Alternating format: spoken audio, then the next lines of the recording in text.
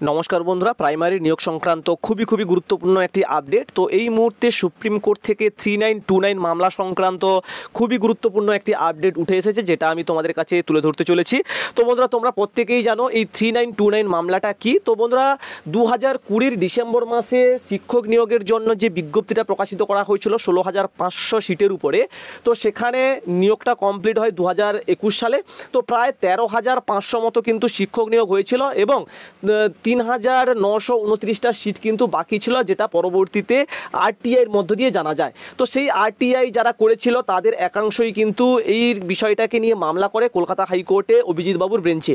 তো এই মামলাটির শুনানি হয় এবং সেখান থেকে রায় দিয়েছিল যারা পিটিশনার রয়েছে প্রায় 252 জন, তো তাদেরকে চাকরিটা দিতে হবে, এরকমটাই কিন্তু রায় দেয়। তো পরবর্তীতে এই বিষয়টা নিয়ে ডিভিশন বেঞ্চে করায়। তো সেখানে আবার একটা কিন্তু জেনারেলভাবে রায় প্রদান করা হয়েছিল এবং সেখান থেকে যে রায়টা প্রদান করা হয়েছিল, ডিভিশন বেঞ্চ স্পষ্ট জানিয়েছিল যে এই 16,500 নিয়োগের উপরে যে সমস্ত ক্যান্ডিডেটরা অংশগ্রহণ করেছে তাদেরকে কিন্তু এই যে 3929 মামলাটি রয়েছে সেখানেই তাদেরকেই কেবলমাত্র অংশগ্রহণ করাতে হবে, বাদবাকি আদার্স কোনো ক্যান্ডিডেটদেরকে নেওয়া হবে না, সেরকমটাই কিন্তু মোটামুটি জানিয়েছিল। ঠিক আছে, তো সেটার পরবর্তীতে আবার এটা সুপ্রিম কোর্টে গড়িয়েছে এবং সুপ্রিম কোর্টে বহু বেঞ্চ পরিবর্তনের পরেই কিন্তু ঋষিকেশ স্যারের বেঞ্চে এই মামলাটির আজকের শুনানি হয়েছে। এবং এই মামলাটির শুনানির সময় কিন্তু দেখা গেছে যারা উকিল ছিলেন কিংবা জজ যে ছিলেন ঋষিকেশ স্যার, তো ওনাদের সবাইকেই কিন্তু একটা মানে বিহেভিয়ারটা যে আজকের সেটা দেখলাম, সেটা একদম পুরো একদম হাসি খুশি খোলামেলাভাবেই কিন্তু আজকে শুনানিটা হয়েছে। এবং সেখান থেকে যে বিষয়টা উঠে আসছে, তো আগামী বুধবার এই মামলাটির নিষ্পত্তি হবে সেরকমই কিন্তু জানা যাচ্ছে। ঠিক আছে, মানে বিচারপতি ঋষিকেশ বাবু তিনি জানিয়েছেন যে এই মামলাটির কিন্তু খুব শীঘ্রই নিষ্পত্তি করতে চান এবং আগামী বুধবার এই মামলাটির কিন্তু শুনানি হবে।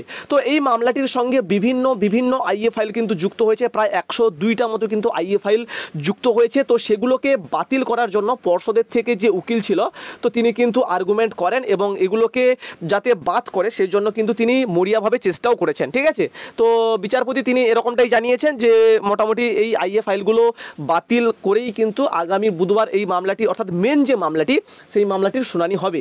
আর খুব শীঘ্রই আমরা জানতে পারবো যে এই 3929-এ কারা অংশগ্রহণ করতে পারবে। ঠিক আছে, মানে এই যে 16,500-তে যারা অংশগ্রহণ করেছিল অর্থাৎ 2020 সালের ডিসেম্বর মাসে নোটিফিকেশান আসার পরে যারা ফর্ম ফিল আপ করেছিল তারাই কিন্তু এই যে 3929 সিটটা রয়েছে সেখানেই অংশগ্রহণ করতে পারবে, কেবলমাত্র এরাই। ঠিক আছে, এইটাই হচ্ছে বিষয়। তো এইটুকুই মোটামুটি জানা যাচ্ছে, এইটুকুই মোটামুটি আপডেট উঠে আসছে। তো আগামী বুধবার অবশ্যই আমরা জানতে পারবো কারা এই 3929 সিটের উপর অংশগ্রহণ করবে, সমস্ত কিছু জানতে পারবো। আশা করি ডিভিশন বেঞ্চের রায়টাকেই মান্যতা দেবে, এরকমটাই কিন্তু ইঙ্গিত পাওয়া যাচ্ছে। তো এছাড়াও আরও বিভিন্ন ধরনের মামলার আপডেট হয়, যেমন হচ্ছে বিচারপতি বোপান্না স্যারের বেঞ্চে একটা মামলা রয়েছে, তো সেখানে কি ঘটতে পারে এরকম মোটামুটি বিভিন্ন খোলামেলাভাবেই কিন্তু আজকের এই কেসটার কিন্তু আলোচনা হয়েছে। ঠিক আছে, এছাড়া কফি শপের ব্যাপার অনেক কিছু আলোচনা হয়েছে, তো সেগুলো নাই জানলাম। তো মোটামুটি যেটা মেন বিষয় সেটাই তোমাদের কাছে তুলে ধরলাম, যে আজকের এই 8 মিনিটে যে শুনানিটা হলো সেক্ষেত্রে মোটামুটি যেটুকু আপডেট উঠে আসছে যে আইএ ফাইলগুলোকে মোটামুটি বাতিল করা হবে, আর তার সঙ্গে সঙ্গে বুধবারের মধ্যেই কিন্তু এই কেসটার নিষ্পত্তি ঘটবে, অর্থাৎ 3929 সিটের উপর কারা অংশগ্রহণ করতে পারবে সেটা আমরা জানতে পারবো খুব শীঘ্রই। ঠিক আছে, তো এই হচ্ছে আপডেট। তো পরবর্তী কোনো আপডেট পেলে অবশ্যই তোমাদের কাছে আলোচনা করব। তো ততক্ষণ অবশ্যই চ্যানেলের সঙ্গে থাকবে, চ্যানেলকে সাবস্ক্রাইব করে পাশে থাকবে। দেখা হচ্ছে পরবর্তী ভিডিওতে। ভালো থেকো সবাই, সুস্থ থেকো সবাই। Thanks for watching, tata, Jai Hind, by.